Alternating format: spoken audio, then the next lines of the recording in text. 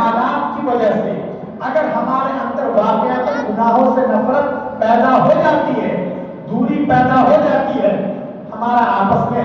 بہت ہی چھوٹا فیملی کا کوئی میٹر تھا، اس میں آپس میں جھگڑا ہو گیا، ایک دوسرے کے خلاف FIR ہو گئی اور مقدمہ عدالت میں چلا گیا اور ابھی تک چل ہی رہا ہے بلا وجہ۔ لیکن ان حالات کی وجہ سے اگر اللہ نے ہمارے دل میں یہ جذبہ پیدا کیا کہ نہیں یہ تو بہت غلط بات ہے، ہم بھی پیسے برباد کر رہے ہیں، سامنے والے کا بھی پیسہ برباد ہو رہا ہے، مجھے یہ حرکت نہیں کرنی چاہیے، میں اپنا مقدمہ واپس لیتا ہوں۔ اگر یہ حالات پیدا ہوتے ہیں، ہم جوئے سے توبہ کر لیتے ہیں، ہم اپنا وقت برباد کرنے سے توبہ کر لیتے ہیں، ہم بدنگاہی کے شکار ہیں، ہم اس سے توبہ کر لیتے ہیں، ہم سودی کاروبار سے توبہ کر لیتے ہیں، غلط طریقے سے جو ہمارے پاس مال آ رہا ہے اس سے توبہ کر لیتے ہیں، ہم جھوٹ بولتے ہیں، ہم لوگوں کو نقصان پہنچاتے ہیں، ہم اس سے توبہ کر لیتے ہیں، تو یقین مانیے یہ حالات ہمارے لیے رحمت کا ذریعہ ہے اور اس کے ذریعے اللہ ہمارے درجات کو بلند کریں گے اور یہ حالات ہماری زندگیوں کے لیے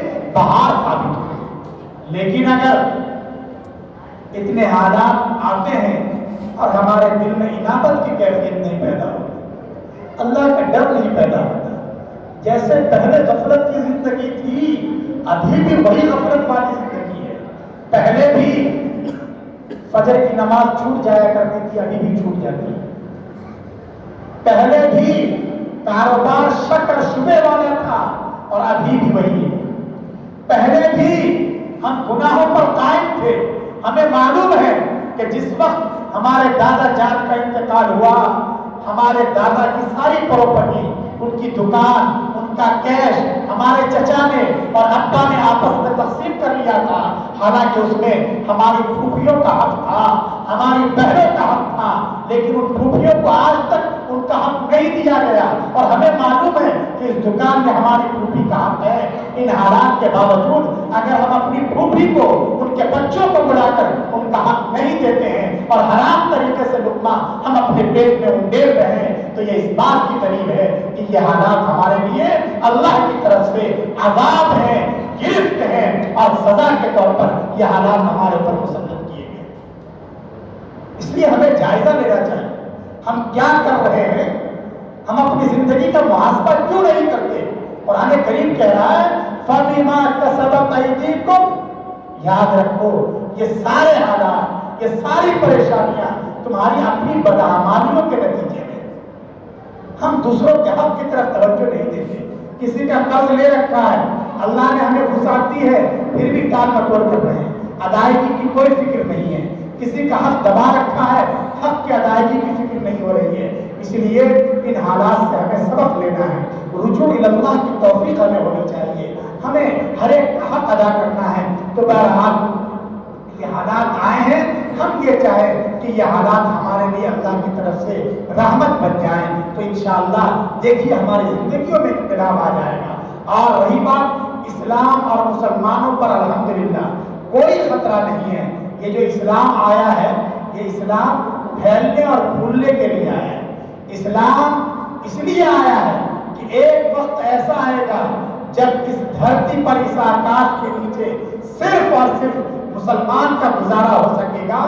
ایسا کوئی شخص زندہ نہیں رہے گا جو اللہ کی حد کو چیلنج کرتا ہو، جو اللہ کا باغی ہو، اللہ کا دشمن ہو، ایسے کسی شخص کو روئے زمین پر زندہ نہیں رہنے دیا جائے گا۔ وہ وقت بہت قریب ہے، اس لیے اسی کی یہ تیاری ہے، یہ حالات ہیں، ہمیشہ رات کے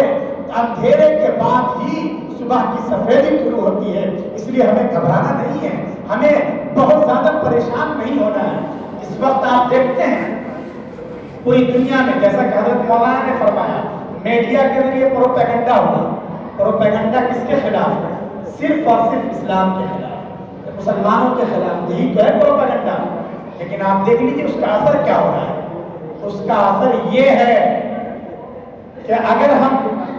20 سال 25 سال پہلے کسی کی خوشامد کرتے ہیں کہ یہ اسلام کے بارے میں ایک کتاب ہے آپ ذرا اس کو دیکھ لیجئے، مطالعہ کر لیجئے، تو شاید وہ نہ پڑتا کہ ہمارے پاس ٹائم نہیں ہے۔ لیکن میڈیا کے پروپیگنڈے کی وجہ سے، ان حالات کی وجہ سے ایسی صورتحال پیدا ہو گئی ہے کہ یورپ میں، امریکہ میں جو نوجوان طلبا ہے، طالبات ہیں، یونیورسٹیز میں جو ریسرچ اسکالر ہیں، وہ بہت کھلے ذہن کے ساتھ اسلام کو پڑھ رہے ہیں، اسٹڈی کر رہے ہیں اور ریسرچ کرتے کرتے وہ اسلام سے قریب آ رہے ہیں۔ اس لیے پوری دنیا میں سب سے تیزی کے ساتھ اس وقت جو مذہب پھیل رہا ہے وہ اسلام ہے، اور انشاءاللہ یہ پھیلتا رہے گا۔ پیرس میں دیکھ لیجیے، پیرس یورپ کا اتنا شاندار اور خوبصورت خطہ، لیکن آپ کے حیدرآباد کو اس سے کتنی نسبت ہے؟ حیدرآباد کا ایک نوجوان جاتا ہے، وہ نوجوان بھی انہی حالات کا شکار ہو گیا تھا۔ اسے یہ اچھا نہیں لگ رہا تھا کہ اچھا یہ ہمارا حیدرآباد، یہ ہمارا اسٹیٹ ہے، ہماری اپنی ریاست ہے، دوسرے لوگ آ کر ہمارے پر حکومت کریں گے، ہم ان کی غلامی میں رہیں گے، یہ انہیں برداشت نہیں تھا۔ چنانچہ وہ یہاں سے نکل کر کہ میں اس دن کو دیکھنا نہیں چاہتا، یہاں سے وہ پیرس پہنچ گئے۔ پیرس پہنچتے ہیں اور وہاں جا کر نیا ملک ہے، نئی تہذیب، نیا کلچر، دنیا بھر کی ساری زبانیں وہ سیکھ لیتے ہیں، قرآن کریم کا مطالعہ کرتے ہیں، دیکھتے ہیں کہ یورپ میں سب کچھ ہے، ان کے پاس پیسہ ہے، ان کے پاس سورسز ہیں، ان کے پاس نئی روشنی ہے، نیا تمدن ہے، نئی تہذیب ہے، سب کچھ ہے، لیکن صحیح معنوں میں یہ اسلام کی حقیقی روشنی سے اور دنیا کی سب سے بڑی سچائی سے معلوم ہے۔ چنانچہ وہ اسی پر محنت کرتے ہیں۔ اس نوجوان جوانی میں وہ گئے تھے اور 2002 میں ان کا انتقال ہوا۔ آپ حضرات نام شاید جانتے ہوں گے، ڈاکٹر حمید اللہ صاحب، سنا ہوگا نا نام، حیدرآباد کے ہی رہنے والے تھے۔ وہ وہاں گئے اور صرف پیرس میں تنہا ڈاکٹر حمید اللہ صاحب کے ہاتھ پر، جو حیدرآباد کے حالات سے گھبرا کر چلے گئے تھے، ان کے ہاتھ پر 30,000 یورپین نوجوانوں نے اسلام قبول کیا۔ 30,000 یہ تو گنے ہوئے اعداد ہیں، یعنی جو بالکل آن دا ریکارڈ یہ موجود ہے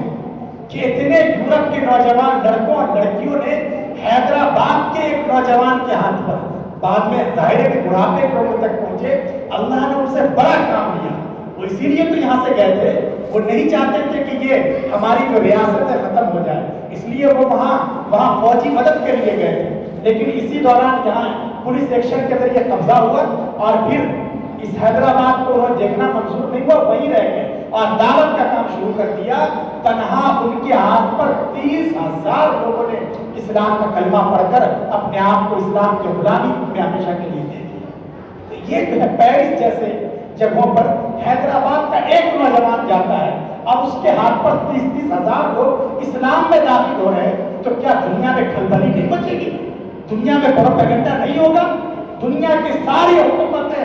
ہلی ہوئی ہیں، ان کے پاس اس کا کوئی توڑ نہیں ہے، اس لیے وہ اسلام کے خلاف اور مسلمانوں کے خلاف طرح طرح کے پروپیگنڈے کر رہے ہیں۔ آپ امریکہ کے نیوز پیپرز کو دیکھ لیجئے، وہاں کے حالات کا تجزیہ کر لیجئے، وہاں بھی لوگ اگر کسی مذہب کو اپنا رہے ہیں تو وہ صرف اور صرف دین اسلام ہے۔ اس لیے وہاں باضابطہ ایک کمیٹی بنائی گئی، انکوائری کمیٹی، جس کے 5 ممبران تھے، یہ 15 اس کے جو ہیں 15 ممبر تھے، یہ دیکھنے کے لیے کہ لوگ اسلامی کے قریب کیوں جاتے ہیں، کسی اور مذہب کو کیوں نہیں قبول کرتے۔ دنیا میں اور بھی بہت سارے مذاہب ہیں، لیکن آپ کو تعجب ہوگا کہ 3 مہینے میں انہیں رپورٹ دینی تھی، اس کمیٹی نے 3 مہینے میں ابھی اپنی رپورٹ نہیں دی تھی، لیکن جب اس کمیٹی کے لوگوں نے خود ہی اسلام کو پڑھا اور دیکھا، نوجوانوں سے ملے کہ تم نے اسی مذہب کو کیوں قبول کیا ہے۔ اللہ بڑا بے نیاز ہے، اللہ جسے چاہتا ہے ہدایت دیتا ہے۔ اس کمیٹی نے اپنی فائنل رپورٹ پیش کرنے سے پہلے اس کے 15 میں سے 14 افراد نے اسلام قبول کر لیا۔ اسلام میں اللہ نے کشش رکھی ہے، دنیا کے پاس اس کا کوئی توڑ نہیں ہے۔ دنیا کی ساری طاقت، ساری لابیاں، سارے فورسز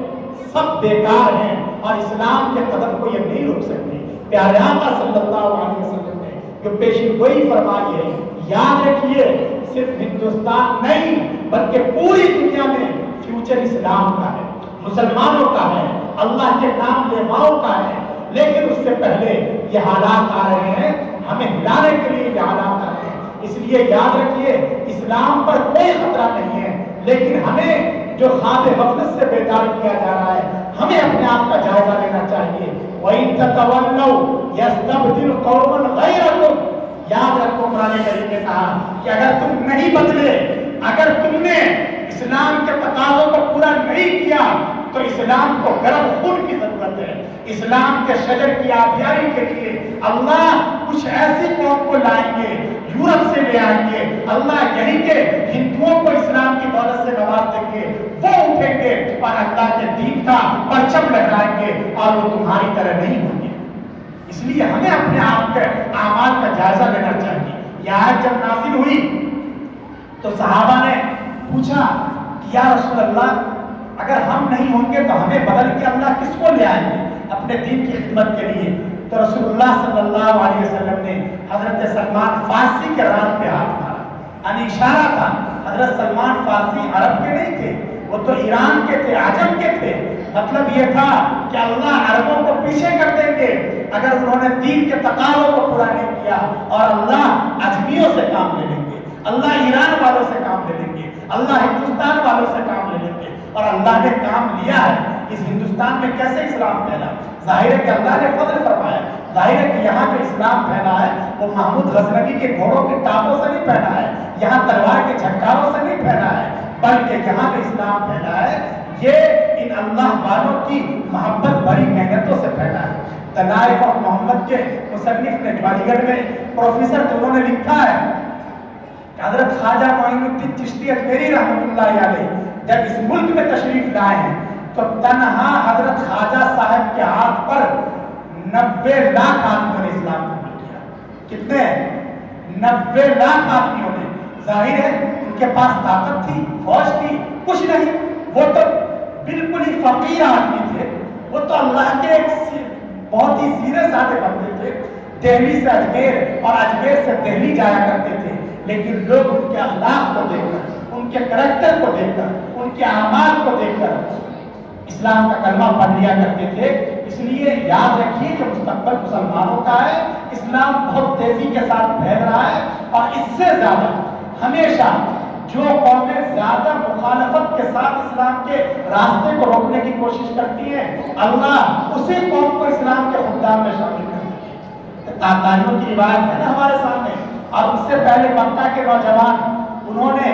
اسلام کے خلاف مہا لڑائی کی، انہوں نے یہ سوچا کہ ہم تو مسلمانوں کو ختم کر دیں گے، انہوں نے ہجرت کی رات میں یہ سوچا کہ آج تو ہم ایک ساتھ مل کر رسول اکرم صلی اللہ علیہ وسلم پہ حملہ کر کے اسلام کا تذکیہ ہی ختم کر دیں گے، لیکن اللہ نے انہی نوجوانوں کو اسلام کا پاسبان بنا دیا، انہی میں خالد ابن ولید پیدا ہوئے، انہی میں عمرو ابن عاص پیدا ہوئے۔ یہ سب وہ تھے کہ اسلام کی مخالفت میں اس سے زیادہ بڑھے ہوئے تھے جتنے بڑھے ہوئے آج کل کے کچھ نوجوان ہیں جو ہمارے درمیان مشہور ہیں، لیکن اللہ نے انہی کو اسلام کا خادم بنا دیا۔ یہ تو اللہ بڑا بے نیاز ہے، اللہ کسی کا محتاج نہیں ہے۔ یورپ اور امریکہ میں جہاں اسلام کے خلاف پروپیگنڈا ہوا، اب وہی اسلام کی خدمت کے لیے آگے بڑھ رہے ہیں۔ آپ چلے جائیے لندن میں، آپ چلے جائیے دوسرے ملکوں میں، ہم نے افریقی ملکوں میں دیکھا کہ کئی کئی بڑے بڑے چرچ وہ خالی ہو گئے اور وہاں اللہ کی تکبیر اور اللہ اکبر کی صدا بلند ہو رہی ہے، وہاں سے اسلام عام ہو رہا ہے اور لوگ اسلام میں داخل ہو رہے ہیں۔ ایسے ہی ہمارے اس دیش میں سمجھا جاتا تھا کہ یہاں تو بہت سکون ہے، یہاں کوئی کسی کے خلاف نہیں ہے، لیکن اس وقت جو پوری قوم میں اسلام اور مسلمانوں کے خلاف ایک طرح کا ابال ہے اور یہ اسلام کے خلاف بک رہے ہیں اور اس کے خلاف نہ جانے کیا کیا کہہ رہے ہیں، لیکن بہت ممکن ہے کہ اللہ انہی نوجوانوں کو اسلام کے خدمت میں شامل کر دے گا۔ اس لیے ہمیں حالات سے گھبرانا نہیں ہے اور ہمیں بہت زیادہ مایوسی کا شکار نہیں ہونا ہے۔ ہمیں حالات کو اپنے فیور میں کرنے کے لیے سب سے پہلے جو جیسا کہ میں نے عرض کیا، خوف کو اور ہراس کو دل سے نکال دیں، اور الحمدللہ ہم یہ محسوس کر رہے ہیں، اللہ کا فضل ہے کہ اس بل کے اور اس قانون کے پاس ہونے سے پہلے ہم وہاں اپنے علاقوں میں دیکھ رہے ہیں نوجوانوں میں جو خوف کی کیفیت تھی، ہماری ماں اور بہنوں میں تصور نہیں تھا، لیکن الحمدللہ اس قانون کے بن جانے کے بعد نوجوان بھی راستے پر ہیں اور انہیں ان کے دل میں اب اس طرح کا خوف نہیں ہے۔ مائیں اور بہنیں یہ تسلسل کے ساتھ یہ باہر بیٹھی ہوئی ہیں، اپنا سارا آرام اور اپنی راحت انہوں نے قربان کر رکھی ہے، یہ بہت اچھی علامت ہے۔ یقیناً ہمیں اس طرح بھی اپنے حقوق کے لیے جدوجہد کرنا ہے، چونکہ ایک جمہوری ملک ہے، یہاں ڈیموکریسی ہے، यहाँ इसके बगैर काम नहीं चलेगा कि हम सुकून से बैठे रहें और हमारा हक कोई हमारे गोद में लाकर दे देगा, ऐसा नहीं है। इसलिए हमें जुल्म के खिलाफ संघर्ष करना ही चाहिए। और रसूल अकरम सल्लल्लाहु अलैहि वसल्लम की पूरी सीरत और आपकी पूरी तालीम हमारे सामने है। आप सल्लल्लाहु अलैहि वसल्लम ने कभी जालिमों का साथ नहीं दिया, बल्कि मदीना के लोगों को साथ लेकर आपने ये प्लानिंग की थी कि अगर मदीना पर बाहर से कोई जालिम हमला करता है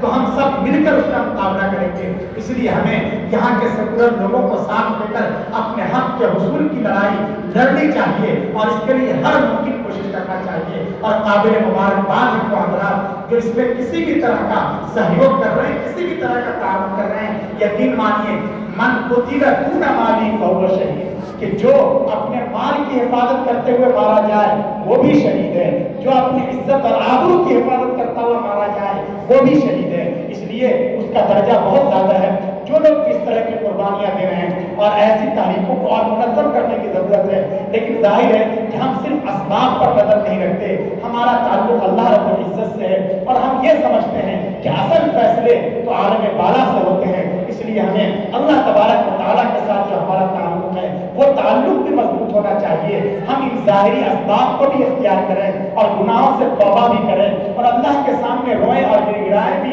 और मांगे भी। फिर देखिए इंशाअल्लाह जरूर हालात में तब्दीली आएगी। हमें घबराना नहीं चाहिए कि तो 2 महीने हो गए, 3 महीने हो गए, कितना एहतजाज कर रहे हैं, कोई नतीजा तो निकल नहीं रहा है। ये तो कुरान करीम में ही मौजूद है कि हत्ता यक़ूल रसूल वल्लज़ीना आमनू मअहु मता नस्रुल्लाह, रसूल खुद कहने लगे, ईमान वाले कहने लगे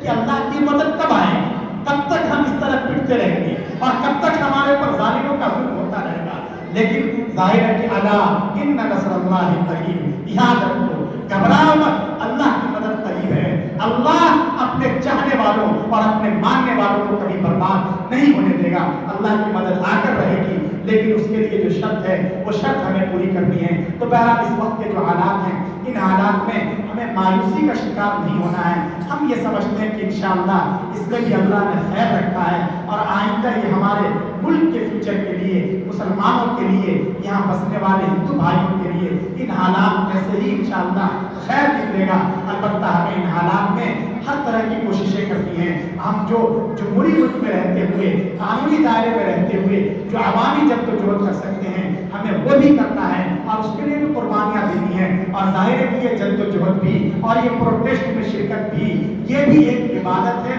हम दीन का काम समझकर, मिल्लत का तकाज़ा समझकर हम इसको करेंगे और सब लोगों को साथ लेकर करेंगे ताकि कामयाबी जल्दी से मिल सके। और दूसरी तरफ हमें अल्लाह रब्बुल इज्जत के साथ भी हमें अपना ताल्लुक मजबूत करना है, गुनाह से तौबा करना है, इस्तिग़फ़ार करना है और हमें अल्लाह से कहना है कि अल्लाह ये सारे हालात हमारे अपनी बदअमालियों की वजह से, ए अल्लाह हम तौबा करते हैं, गुनाहों को छोड़ते हैं, ए अल्लाह हम कमज़ोर हैं, हमें आजमाइश में न डाल। और तो सारी मिल्लत के लिए, सारे मुसलमानों के लिए और सारी इंसानियत के लिए अदल का, इंसाफ का, खैर का और भलाई का फैसला फरमा। अल्लाह मुझे भी तौफीक दें, आप हज़रात को भी